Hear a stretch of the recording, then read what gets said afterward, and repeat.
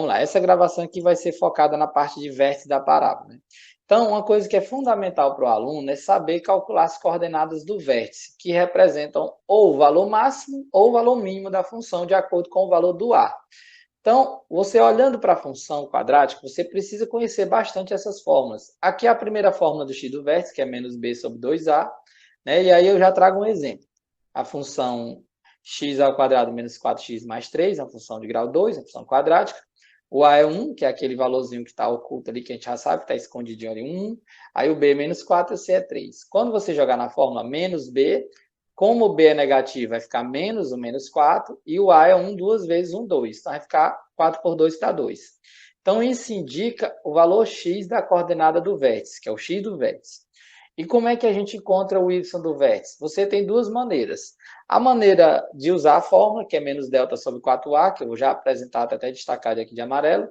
Mas a outra forma de calcular o y do vértice, que é o valor máximo da função, ou o valor mínimo, nesse caso aqui é mínimo, é você pegar o valor do x, você calculou o x do vértice, menos b sobre 2a. Aí você encontrou que o x do vértice vale 2, né? Você encontrou aqui o x do vértice igual a 2. Você pode pegar esse valor do x do vértice e substituir dentro da função, que foi o que foi feito aqui, ó. Então vai ficar 2 ao quadrado menos 4 vezes o valor de x, que é 2, mais 3. Quando você fizer as continhas, você encontrou que o y do vértice vale menos 1. Então daí você tem que o vértice ele vai ter coordenadas 2 e menos 1. A outra forma de calcular o y do vértice direto, né, é calcular usando a fórmula menos delta sobre 4a. Então você tem essas duas coordenadas importantíssimas que representam o vértice da parábola. O x do vértice menos b sobre 2a e o y do vértice menos delta sobre 4a. Aí tem que calcular o delta, né, que é o discriminante, b2 menos 4ac, e aí pronto, você forma as coordenadas do vértice, né? Uma coisa que faz a diferença é o aluno identificar se uma questão está perguntando o x ou o y do vértice. Tem muito aluno que não sabe, professor, mas qual é essa pergunta? Ele quer saber o x ou o y do vértice.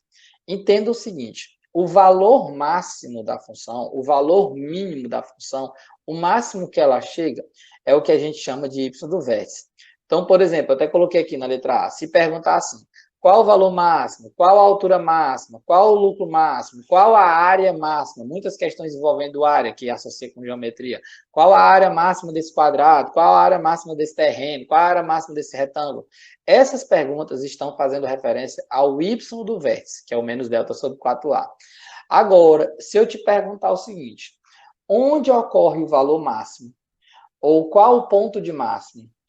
Eu vou dar um exemplo aqui da bola. Vamos dizer que o cara chuta uma bola e tipo como se fosse um goleiro batendo tiro de meta, né? Que é aquele chutão que vai lá na frente. Aquela trajetória que é como se fosse uma parábola, assim, né? Se você perguntar qual a altura máxima que a bola atinge, a altura é o y do vértice, se associa ao valor máximo, é a altura máxima. Agora, se eu perguntar de onde o goleiro chutou, a que distância alcançou a altura máxima? Aí é o que a gente chama de x do vértice, né? De onde a bola foi chutada, onde foi o local onde ela atingiu a altura máxima. Aí, isso aí é o x do vértice. Vou falar com lucro, que às vezes o aluno entende até melhor com lucro, né? Vou destacar aqui, vou falar com lucro.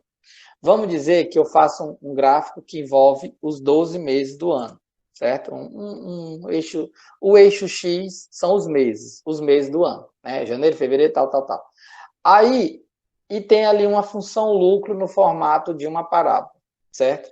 Se eu te pergunto, e o lucro máximo, ou seja, a altura máxima foi 10 mil. Então, lá no Y, o vértice vai se associar com 10 mil. Significa que 10 mil é o valor máximo. É o que a gente chama de Y do vértice.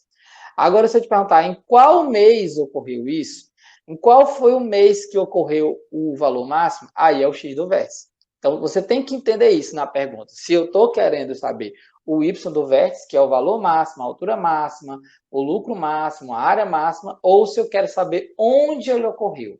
Onde ele ocorreu, que é o que eu estou colocando aqui na letra B, é o que a gente faz referência ao x do vértice, que é o local de máximo ou ponto de máximo. Outra coisa que é fundamental na parte de funções quadráticas é você saber calcular as raízes. As raízes é o zero da função. Como assim? É você pegar a função igual a zero, né? Na função quadrática, eu considero que os alunos têm aquela habilidade de calcular o delta, o Bhaskara, aquela coisa toda. X1, X2, X'lim, X duas linhas, tá bom? que acontece é, você tem três casos. Ah, aqui eu dei um exemplo, né? Eu dei a função, aí quando você calcular aqui o delta e tudo mais, você vai encontrar que as raízes é 1 e 3, né? Então isso significa que a função, eu vou até tentar dar um zoom para melhorar aqui a visualização. Pronto. Isso significa que a função, ela toca o eixo x nos pontos 1 e 3. Entenda o seguinte, as raízes da função é o local onde a função toca o eixo x. Isso é o que a gente chama de raízes. O ponto onde a função toca o eixo y é o ponto que a gente chama de c, que é o termo independente. Ó. Veja que bem aqui, ó, você está vendo que está pela malha aqui, você percebe que está tocando aqui entre 4 e 2, exatamente na metade. Aqui é como se fosse o 3. Ó. Então, nesse caso aqui, quando você olha para a função original, você vê que a função tinha ó, x ao quadrado menos 4x mais 3. Então, o c é 3. Por isso que se o c é 3, ela toca bem aqui no eixo y no 3, né? Que é o valor do c, que é o termo independente. E como a gente encontrou que as raízes são 1 e 3, né, que ele fez aquele cálculo lá de delta e bhaskara, então ela tocou no eixo x no ponto 1 e 3. E como a gente calculou o vértice dela agora há pouco, né, o x' e x', um pouco anterior, aí ele encontrou que o vértice é 2 menos 1. Então, ela pega aqui, ó, no valor x sendo 2 e o valor do y sendo menos 1. E aí você tem uma construção de uma função quadrática bem detalhada, com os pontos mais importantes. Isso faz toda a diferença quando você for resolver um problema e olhar para cá, né? Você já sabe tudo.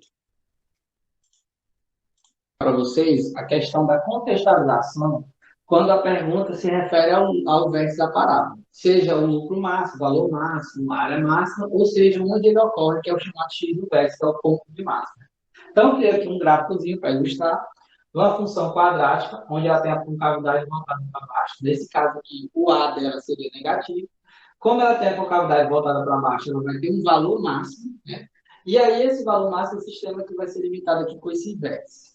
O que vai acontecer? Esse vértice ele tem suas coordenadas, né? As duas coordenadas. As duas coordenadas seriam no eixo x, que eu associei com os meses do ano da função lucro, né? Janeiro, fevereiro, março, abril, maio, junho. Então, você tem os meses de 1 a 6. E aí, no caso, o vértice estaria associado com o mês 3, que seria o x do vértice. E já a função lucro tem como valor de lucro máximo 5.000, que seria exatamente o y do vértice, os 5.000. Ou seja, o máximo de lucro que ocorreu foi no mês 3, no mês de março, com um valor de 5.000. Pois bem, como que iam ser cobradas essas questões? Nas questões do Enem, não iria perguntar calcule o x do vértice, calcule o y do vértice. Não é assim que iria perguntar. Ele ia fazer uma pergunta contextualizada. Se a pergunta fosse, calcule o lucro máximo, calcule qual o valor máximo que a função lucro exigiu lá, qual o lucro máximo que ela alcançou, você teria que calcular o y do vértice. Nesse caso, você ia usar aquela fórmula do y do vértice, vezes delta sobre 4a, e aí, quando você fizer essas contas, você ia encontrar que o y do vértice dava 5.000. Você ia encontrar esse resultado, olhando para a função. Exatamente aqui, os 5.000. Se ele perguntasse em que mês ocorreu o lucro máximo, onde ocorreu o lucro máximo, né? Aí nós estamos fazendo referência ao x do vértice, que é o ponto de máximo, né? Nesse caso aqui, a fórmula é menos b sobre 2a, você ia fazer um cálculo dessa forma, né? Usando lá o valor de b e de a da função. Quando você fizer esse continho, você encontrar que o x do vértice é igual a 3, tá bom? Pois é isso. Essas seriam as duas formas que as questões poderiam contextualizar a pergunta, cobrando o x do vértice